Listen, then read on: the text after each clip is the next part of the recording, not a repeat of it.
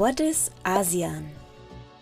The Association of Southeast Asian Nations, ASEAN for short, is an association that today consists of 10 Southeast Asian states.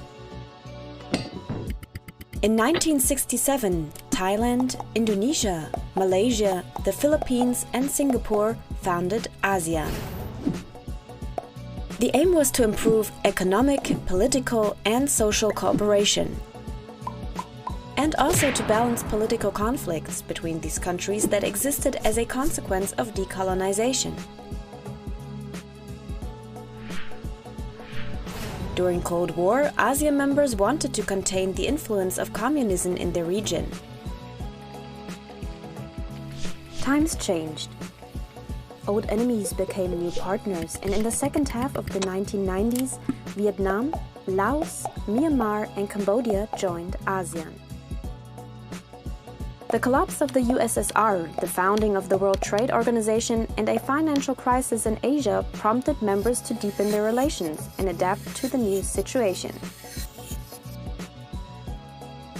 In the 2000s, free trade agreements were concluded with India, China, South Korea, Australia, New Zealand, and Japan. In the future, the entire region will be merged into one large free trade zone. Since 2001, the ASEAN Summit takes place annually. It is a meeting of the heads of state and government where current problems are discussed and solutions are worked out. In 2008, the ASEAN Charter came into force, giving the association the status of a legal person. Principles of non-intervention and consensual decision-taking remained unchanged by the Charter. Decisions are generally made by consensus. No member can be forced to something.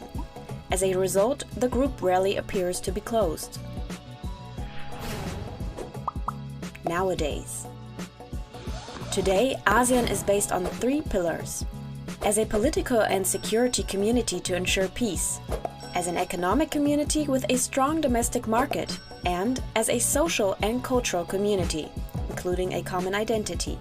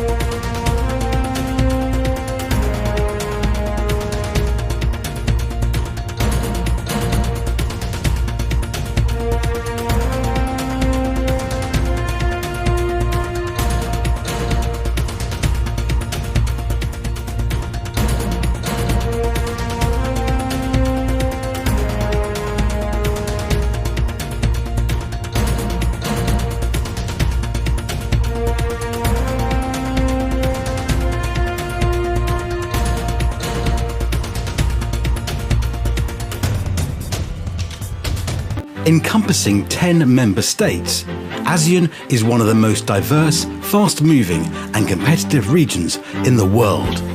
These 7 insights show why. If ASEAN were a single country, it would be the 7th largest in the world.